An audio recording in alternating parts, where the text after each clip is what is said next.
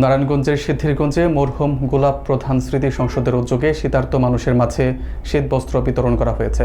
রোববার বিকেলে গোদনাইল ভুইয়াপাড়া বটতলা এলাকায় আয়োজিত এই কর্মসূচিতে প্রায় ২৫০০ শীতার্ত মানুষকে শীতবস্ত্র দেওয়া হয়। অনুষ্ঠানে রাজনৈতিক সামাজিক সংগঠনের নেতৃবৃন্দ ও স্থানীয় গণ্যমান্য ব্যক্তিরা উপস্থিত ছিলেন। ইসমুন্না খানের প্রতিবেদনে থাকছে বিস্তারিত।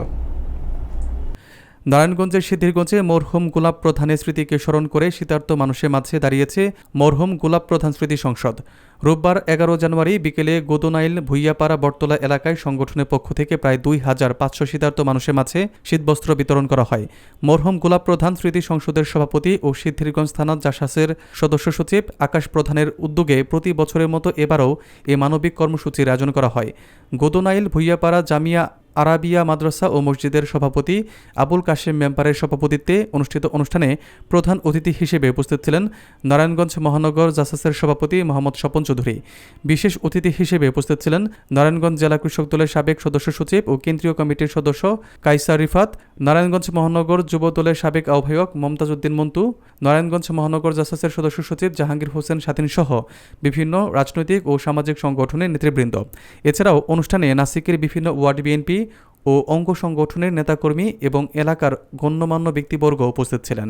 শীতবস্ত্র বিতরণ কার্যক্রমে অংশগ্রহণকারীরা জানান, শীতার্ত মানুষের কষ্ট লাঘবে এই ধরনের উদ্যোগ মানবিক দায়িত্বের অংশ এবং ভবিষ্যতেও এই ধরনের সামাজিক কার্যক্রম অব্যাহত রাখার প্রত্যাশা ব্যক্ত করা হয়।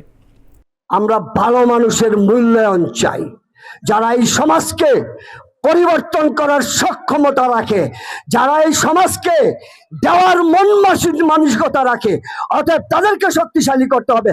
আপনারা জানলে অবাক হবেন, আপনাদের এই এলাকার সন্তান আকাশ প্রধান যান শহরে, আমার বাড়ি চাষারা, শহীদ মিনারের সাথে আমার অবস্থান। যদি আপনারা প্রমাণ নিতে চান আকাশ প্রধানের, শহীদ মিনারে যাবেন, সেখানে নিম্ন স্তরের মানুষগুলিকে জিজ্ঞেস করবেন যে আপনারা কি আকাশ প্রধানকে চিনেন?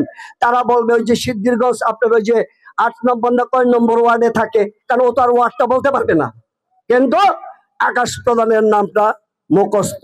আপনারা ভাগ্যবান। এবং কথায় আছে না, যোগ্য বাপের যোগ্য সন্তান, চ্যালেঞ্জ করে বলে গেলাম, যোগ্য বাপের যোগ্য সন্তান এই আকাশ প্রধান। অতএব আমি বক্তব্য শেষ করছি।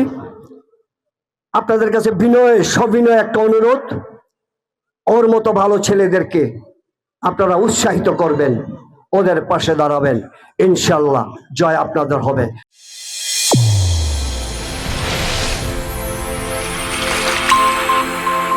চ্যানেল A1 হৃদয়ের স্পন্দন।